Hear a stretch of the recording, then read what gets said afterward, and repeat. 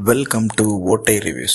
இன்னைக்கு ஒரு தரமான படத்தை தாங்க பார்க்க போறோம். படத்தோட பெயர் DNA. இந்த படம் 2025 ரிலீஸ் ஆயிருக்கு. படத்துல அதர்வா, நிமிஷா நிறைய பேர் நடிச்சிருக்காங்க. படத்தோட ஒன்லைன் ஸ்டோரி அப்படின்னு பாத்தீங்கன்னா சைல்ட் டிராபிக்.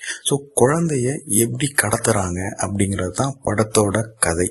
ஸோ ஓப்பனிங் சீன்ல அதர்வா லவ் ஃபெயிலியர் ஆயிட்டு குடிச்சிட்டு பயங்கரமா போதையில் இருக்காரு. ஸோ போதை மறுவாழ்வு மையத்துக்கு போயிட்டு அங்கிருந்து திரும்ப வராரு. ஹீரோயின் பார்த்தீங்கன்னா ஒரு துரு கேரக்டர், கொஞ்சம் மென்டலி அஃபெக்ட் ஆன மாதிரி காமிச்சிருப்பாங்க. பட் இந்த ஜென்ரேஷன்ல எல்லாருமே அப்படிதான் இருப்பாங்க. ஸோ அது ஒரு பெரிய விஷயமே இல்லை. ரெண்டு பேத்தையுமே சேர்த்து வைக்கிறாங்க.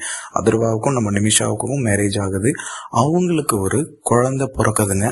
அந்த குழந்தைய 10 நிமிஷம் கேப்ல கடத்திடுறாங்க. ஸோ அதர்வா அந்த கடத்தின குழந்தைய தேடி கண்டுபிடிக்கிறாரு.